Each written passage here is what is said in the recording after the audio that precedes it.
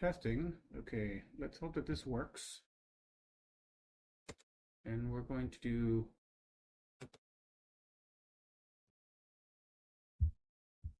a quick lecture on RLC circuits. And I just need to close this. Oh, there it goes. Oh, wow.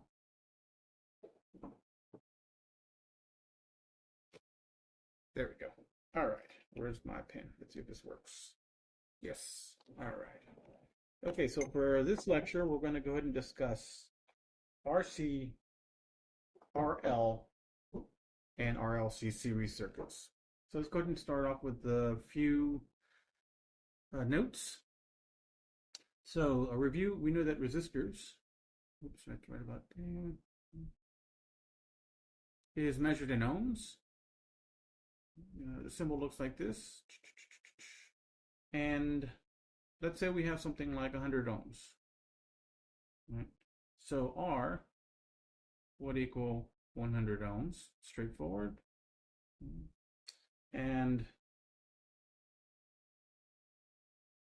the reactance in this case is 0 ohms. And so the impedance is equal to 100 ohms at 0 degrees. And a review of inductors. So the inductor right there looks like this. And let's say we have 100 millihenries. So in this case, if we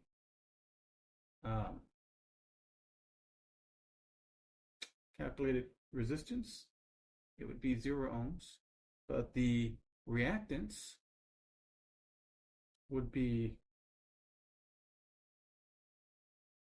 100 ohms if we calculate that. I'm sorry, I missed one thing here. These are actually set to 159.15 hertz, and I did this so that the numbers would come out evenly. And impedance in this case is equal to 100 ohms at 90 degrees. And the same thing for capacitance. Let's go ahead and look at this. Capacitance symbol looks like this. And at 159.15 hertz. And a capacitance, let's say, of 10 microfarads. We'd have R equal to 0. Capacitive reactance equal to 100. And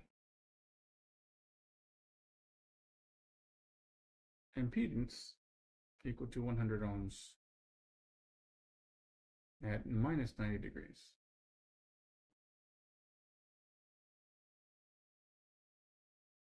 So let's go ahead and look at our first circuit from your lab, which looks like this. We have an alternating voltage source, Vn,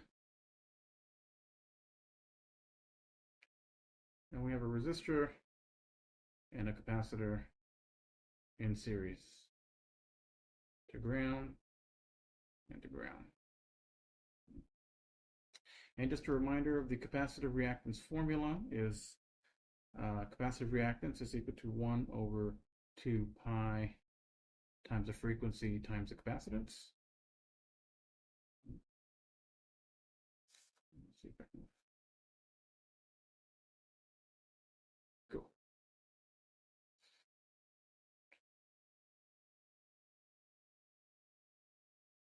And we're going to go ahead and do an example. I'm not going to do the one out of your lab. You're going to have to be able to follow along here and then do the one out of your lab on your own. And a couple of things we want to know, or we need to look at here, is that, see if I can use a different color.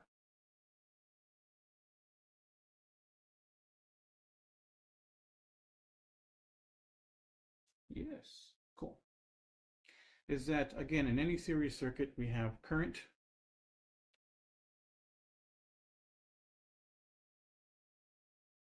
current that's going through the resistance, which is I sub R, is the same current going through the capacitance. And we'll make that I sub C. And the same formulas apply as we did in DC circuits, where the total current, in this case, is equal to IR, which is equal to IC for a series circuit. And the voltage drop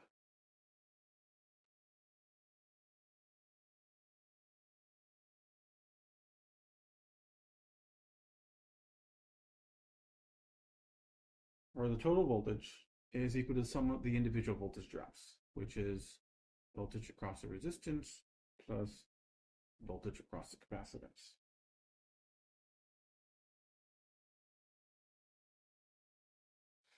And graphically,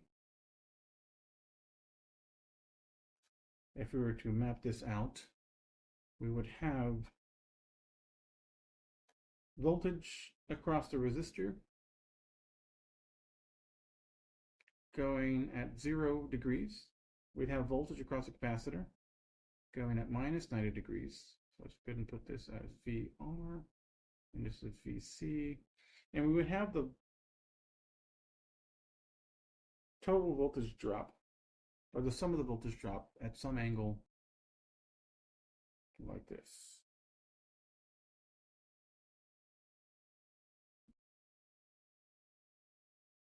And it would be at some negative angle, theta. Like that. Okay, so let's go ahead and do an example so that this will make a little more sense.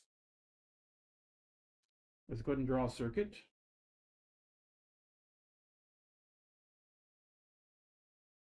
With a resistance, a capacitance to ground. And the two grounds here, you could easily draw a wire across both of them. It's the same thing. So we have 10 volts at 60 hertz. And for resistance, we're going to put 5 ohms. And capacitance, we'll say it's 100 microfarads.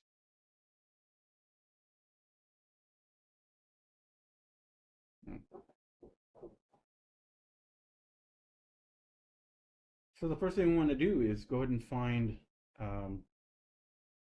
capacitive reactance, and of course resistance is just the resistance of the circuit. So we know that capacitive reactance is equal to 1 over 2 pi frequency times capacitance. And you guys can actually plug in the numbers. This actually, when we plug it in, gives us 26.5258 ohms. That's our capacitive reactance.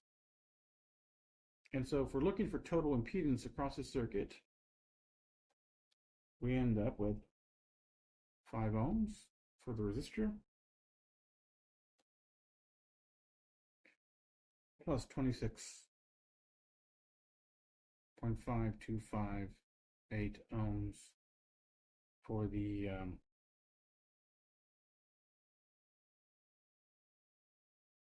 reactance. I'll put here for resistor.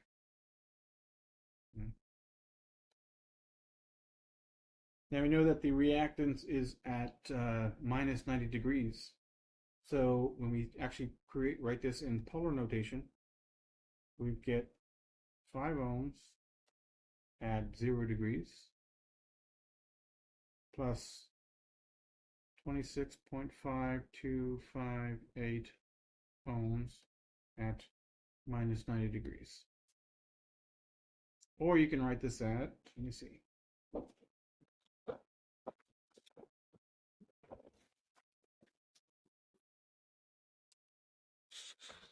Computer's fighting me here. There we go. We can write this as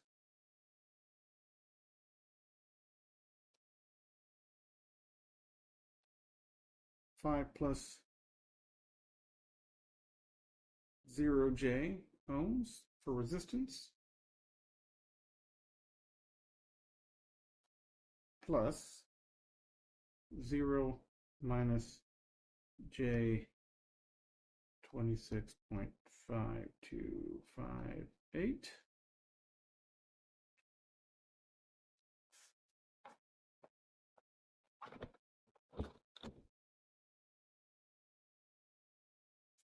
Where is it? There it is. And that ends up being the total equal to 5 minus J 26.5258 ohms. Or if we can convert that back to polar notation, would be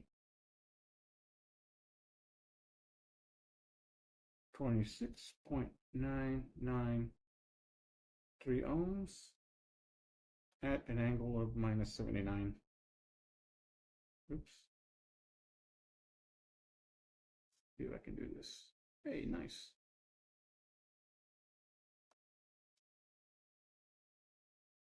$79.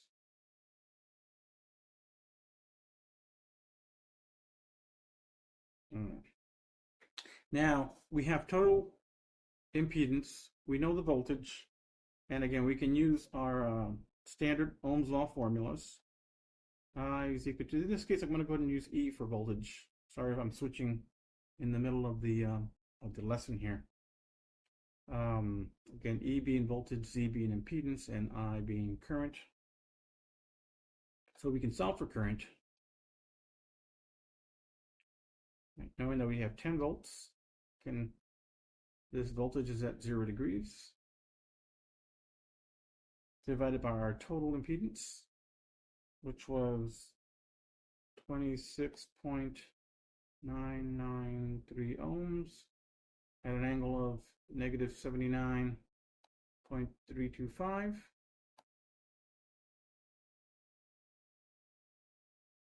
And that gives us a new current of 370.5 milliamps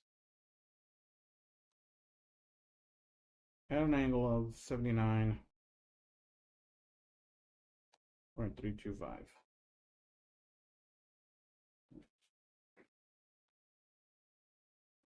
Okay. Now we're going to do the same thing with the second part of your lab, which is the inductance circuit. Let's go ahead and do this.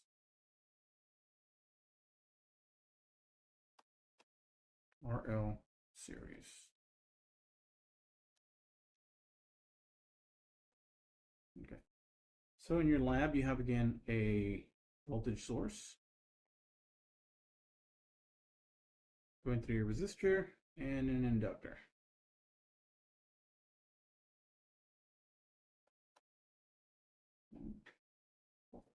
So again, let's go ahead and do let's go ahead and do a review just like we did before.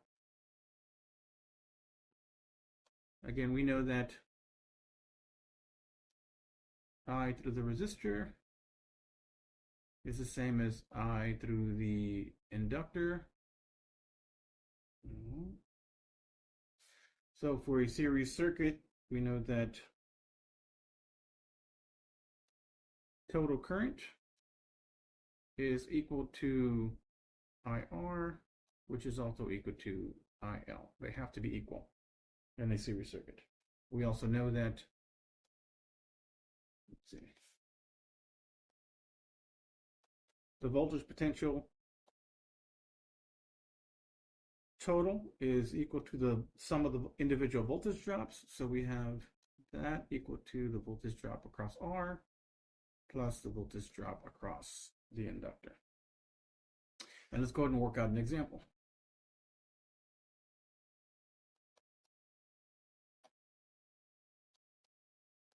Okay. So our example is going to be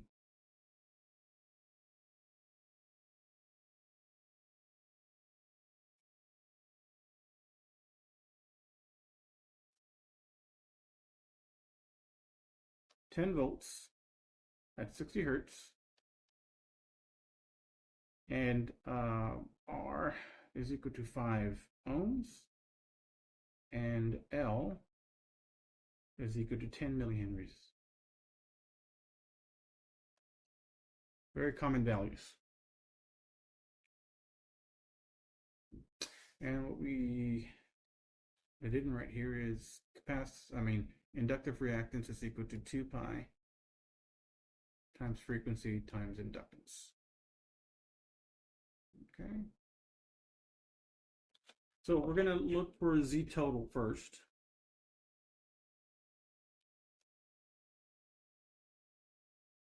Which is equal to what's given, 5 ohms for the resistance. And I'll just write resistance. A resistor plus, in this case, the capacitive reactant, the inductive reactance came out to 3.7699 ohms. And this is for the inductive reactance.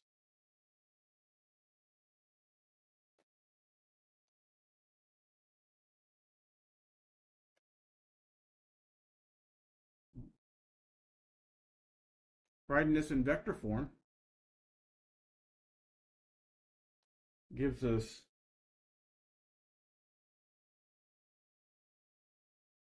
five ohms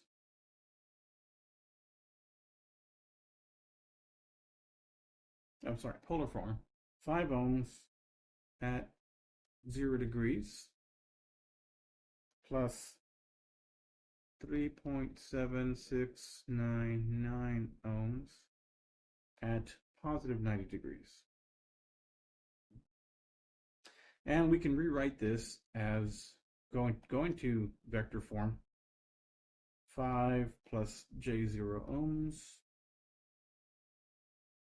plus 0 plus 3.7699 ohms. That's J. All right. Combining like terms, we end up with 5 plus J 3.7699 ohms.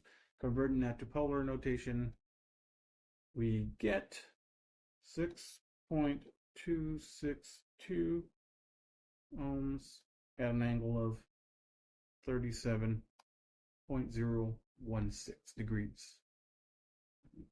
And we do the same thing now. We're going to go ahead and solve for current.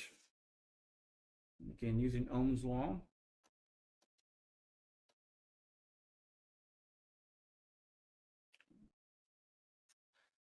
Solving for I gives us I is equal to the voltage potential over the impedance. And this equals 10 volts, which is the source at 0 degrees. And we know the impedance, 6.262 at an angle of 37.016 degrees. Okay, so remember, we just divide here and we subtract here. Well, I don't know if you could see what I was pointing to. So 10 divided by 6.262 ends up being 1.597 amps, and 0 minus 37.016 ends up being negative 37.016.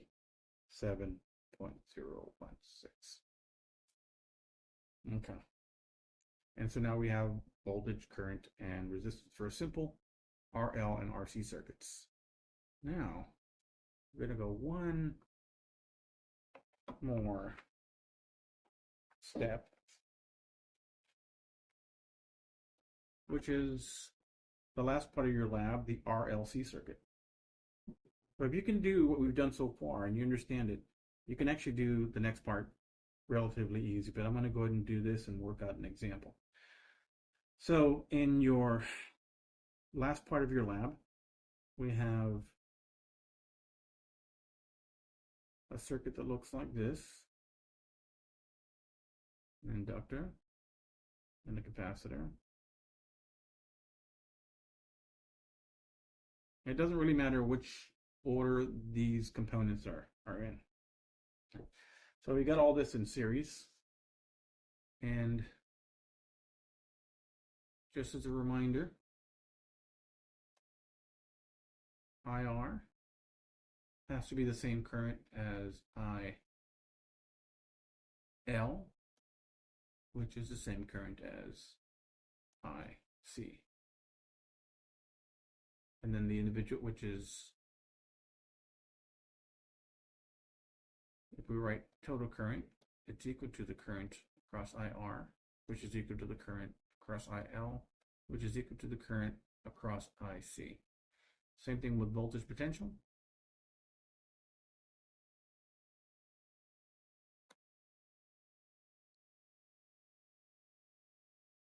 Total voltage is equal to the individual voltage drops across each component.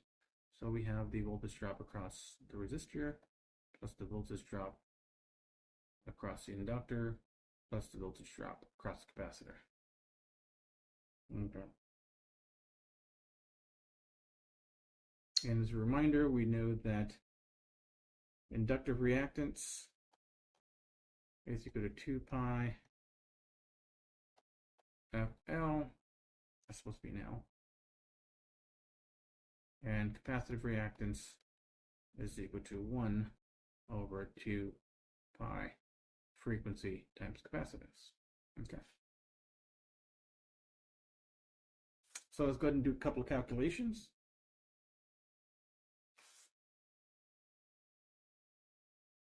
Okay, there we go. Let's go ahead and set the source voltage equal to 120 volts at 60 hertz. The resistance at 250 ohms. The inductance at 650 millihenries. And the capacitance at 1.5 microfarads. The first thing we want to do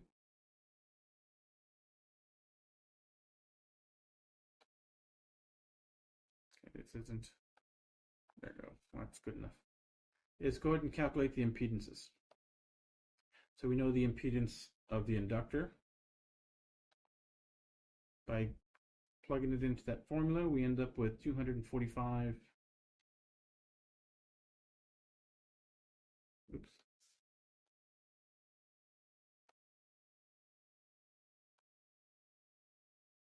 .04 ohms. Capacitive reactance gives us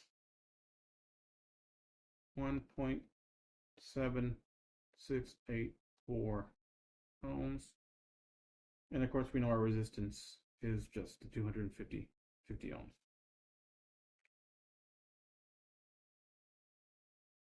So now let's write these as far as impedances are concerned. So if we want to write the impedance for the resistance, again it's 250 plus J0 ohms. Or we can write this as 250 ohms at 0 degrees. The impedance of the inductor being 0 plus J 245.04 ohms, or in polar notation, we end up with 245.04 at 90 degrees. And again, the last one is the capacitive reactance. I mean, the impedance, capacitive impedance, would be 0. Remember, this is minus, since we're going negative J. What was our answer? 1.0 1.7684 ohms, or in polar notation, it's 1.7684 at minus 90 degrees. Let's go down.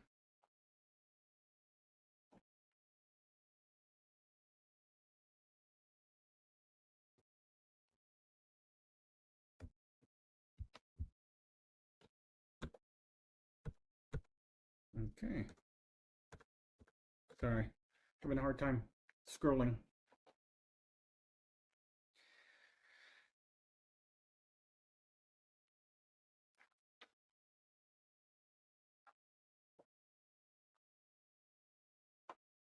So let's go ahead and write a table that's going to help us keep track of this accounting of our resistance, our total current, and the individual voltage drops. So let's go ahead and do this table here. I'm going to do this in black.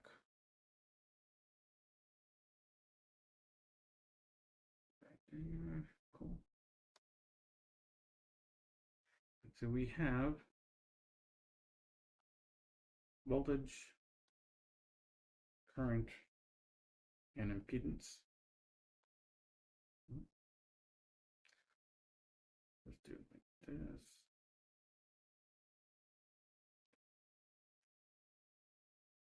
Of the resistance, the inductor, capacitor, and then total.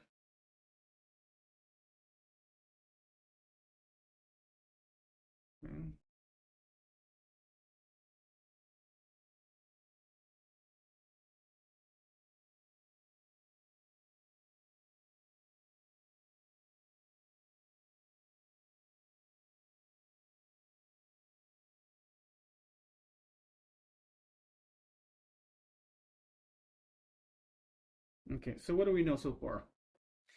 We know what's given.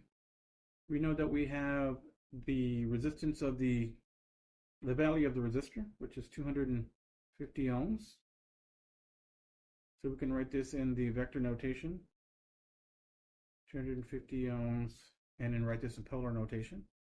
The inductor, we know that we have the value that we calculated, 245.04 ohms, and again in polar notation, 245.04 at 90 degrees. And then the capacitance, which is 0 minus J 1.7684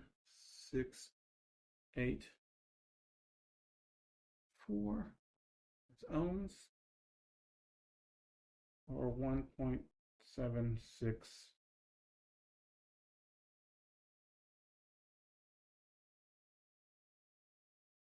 I'm sorry, this is supposed to be in kilo ohms. 1.7684 kilo ohms at minus 90 degrees. Give me 1 second.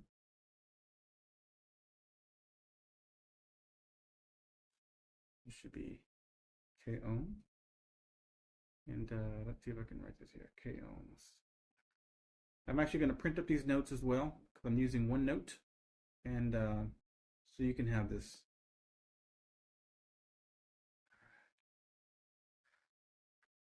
And we know the total impedance to be the addition of the individual impedances. I'm going to put this in a different color. Let's put this in red. So if we add up all three resistances, meaning the impedance total, let's see how I can write this. I'll do it right here. Z total equals Z from the resistance plus Z from the inductance plus Z of the capacitance. And again, we can just add like to like components. We would get 250 minus, if I can write this, J, should have given myself more space here, 1.7684 1.5233 kilo ohms. And we can convert that to polar notation, and that would give us 1.5437 kilo ohms at an angle of minus 80.680. And again, we are also given the source voltage, which is 120 volts at J0, or in polar notation, 120 volts at an angle of 0. And so what we see here is we have two values. We have voltage, and then we have resistance. Using Ohm's law, we can actually determine what the total current is for the series circuit. So current being equal to the voltage over the total impedance. So dividing 120 at zero at a zero angle divided by 1.5437K at minus 80 gives us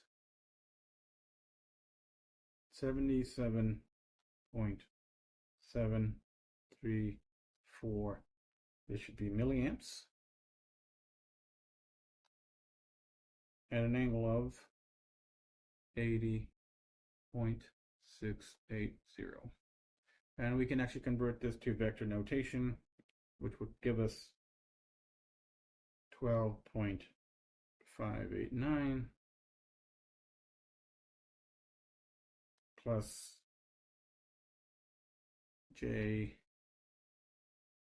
76.708.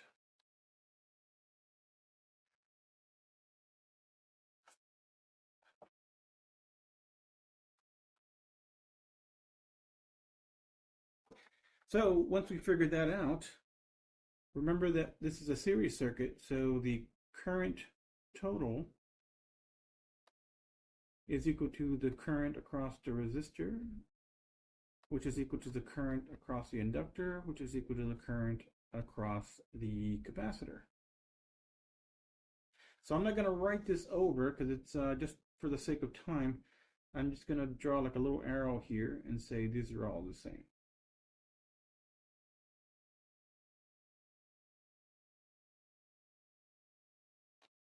There we go. So what do we do now? We have impedance, we have current for each component. Using Ohm's law, we can actually determine the individual voltage drops. So what we would do is, let me write this up here in the top corner. E across R is equal to current through R, which is total, over times impedance of R.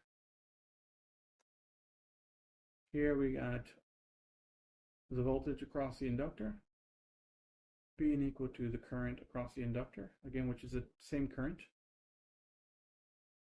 times the impedance of the inductor. Same thing with the capacitance. The voltage across the capacitor equal to the current across the capacitor times the impedance across the capacitor. So if we do this, the voltage being current times impedance, we get, excuse me, let me see if I got space here. Let me see, I'm going to try to write this down. 19.434 at an angle of 80.680.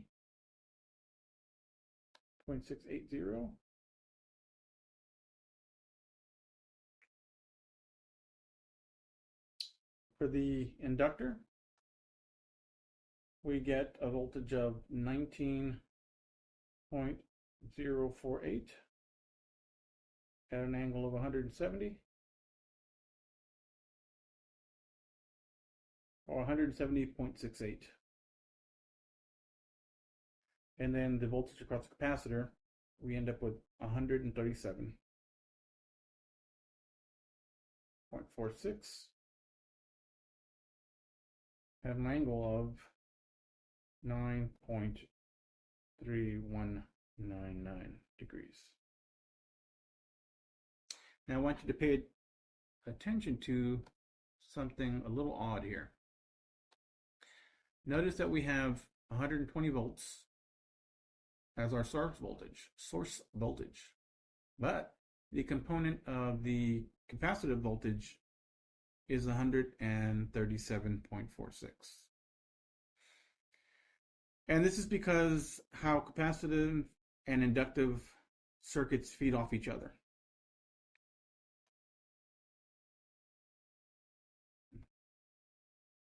But it still follows Kirchhoff's voltage law.